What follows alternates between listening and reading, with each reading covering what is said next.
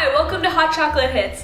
I'm Benica and today I'm going to show you how to make a Captain America cheesecake because guess what? Captain America is coming out next week and it's almost summer and I'm kind of in the summer mood. So today I'm going to show you how to make a no-bake cheesecake, which is also very, very delicious, topped off with fruits in the shape of a Captain America shield. And this is one of my favorite cheesecakes. I even made this in the style of a Superman cheesecake last year, but I don't have a video for that. So let's get started. So to start off, you want to combine 125 grams of digestive biscuits or 1 1/4 cup in a food processor, and you want to blitz these cookies until combined. If your cookies aren't too sweet, you can add 2 tablespoons of extra sugar. Then to the cookies, you want to add 75 grams of softened unsalted butter, or this is about 3/4 of a stick. I'm not exactly sure how many cups that is. Continue blitzing until nice and combined. You can also just bash them up in a Ziploc bag if you don't have a food processor. Then you want to pour this mixture onto a bottom of a 9-inch springform pan and just pat it until everything is even and smooth and firmly packed. And then you want to set that aside while we make the filling. So for the filling, you want to start off by melting 200 grams or 8 ounces of white chocolate. You can do this in a microwave in 15-second increments or over a double boiler until nice and smooth, and then set that aside. In another bowl, whip up 1 cup or 250 ml of double cream until you get some nice soft peaks. You can do this with an electric beater, but it really takes no time if you do it by a whisk. And then you just want to set that aside, and in yet another bowl you want to combine around 270 grams, I guess that's around 10 ounces of the cream cheese, and just mix it together. I started off with a whisk, but then I realized that I was pretty silly and I used a spoon instead because the cream cheese was really too thick to whisk with a whisk, so then I started using a spoon. Then you want to pour in all that white chocolate. The white chocolate gives it that sweetness, and it also makes the cheesecake firmer once you've set it completely. Now, if your cream cheese is at room temperature, it's probably going to be a lot easier to work with, which is something I should have done, but I didn't. But you know what? It still turned out great, so it's up to you. Then you want to add in your whipped cream. Now make sure that your whipped cream is cold before you actually whip it, otherwise it will be very difficult to work with. And then gently fold it into the batter. The whipped cream, it's important that it's not like deflated because it gives that cheesecake the airy texture that you're looking for in a no-bake recipe. Then add in 2 teaspoons of vanilla extract, and you can whisk that in as well or fold it in, whatever you prefer. And finally, you want to add in 2 teaspoons of lemon juice. You can add in more or less as you prefer, but the lemon juice actually makes the cheesecake a little bit tart and it balances that creamy richness very well. So I strongly urge you to add the lemon juice even though you don't have to.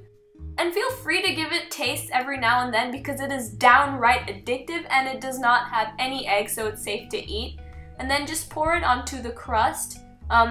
See, it's already very thick, so once it sets up, it's like that perfect consistency. You can spread it out using a spatula like I'm doing, but you can also use a palette knife or some kind of offset spatula to spread it out. It's actually quite therapeutic to make a no-bake cheesecake because you can just take your time with spreading it out.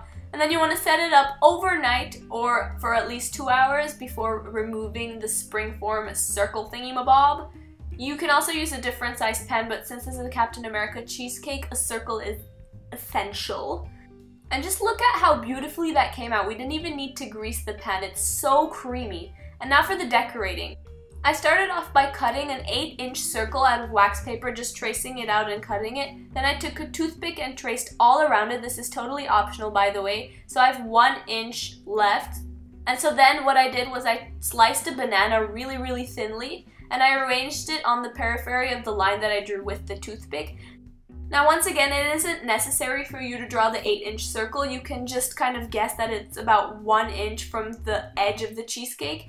The bananas are also about 1 inch in diameter, so you just want to kind of arrange it like that. I also like to take a couple smaller pieces, like chop the banana smaller, and then place those smaller pieces on the gap so that none of the white is showing.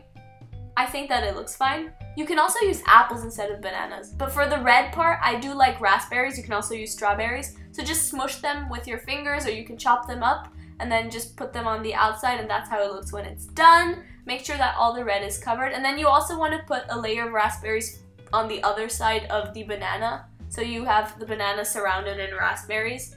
Try to do this as evenly as you can. That's why I like to smush the berries, because they're easier to control. I used frozen raspberries, but you can use fresh raspberries if they are available to you.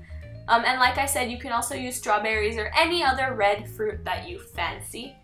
If you're not confident about placing the fruits, you can also make other size circles to kind of help you and guide you. So you'd have like an 8-inch, a 7-inch, and a 6-inch circle. And then what I like to do for the shield center, which is a star, is I just like to draw a star with a toothpick, which kind of helps me guide me when I'm putting the blue. And for the blue, we're going to use, of course, blueberries, because it was the only similar bluish fruit that I could find. But it's also up to you if you can find another exotic blue fruit. So once you've drawn that star as neat as you can, you're going to take the blueberries and you're going to arrange them on the outside of the star. So not in the star, but on the outside of the star. I hope this makes sense. And once you're done with that, you just kind of fill the star in with the bananas. Bananas do go bad pretty quickly, so if you want, you can use lychees if you can get your hands on those. Apples also do go bad pretty quickly. So make sure that you serve the cheesecake immediately after you've topped it off with the fruits, because fruits are fruits and fruits go bad, and that's all I can say. So make this as soon as you can and eat it too. But do make sure that you store it in the refrigerator when you don't want to eat it, because it tastes best cold. And then just cut yourself a slice and dig in. It's very light and it's very creamy. It's almost like a white chocolate mousse in a way, so you could even omit the base and use it as a white chocolate mousse. But I don't know why you don't omit the base, because it's very, very crisp and very soft, very buttery. This is perfect for summer, and I really hope you give this a try for the movie premiere, which is out next week. And check out my blog at hotchocolatehits.blogspot.com for the full recipe and more. You can also check out my other superhero tutorials. I have 2 sugar cookie videos for Iron Man cookies and Spider-Man cookies, so I hope you check those out too. Don't forget to rate, comment, and subscribe, and I will see you next time. Bye-bye.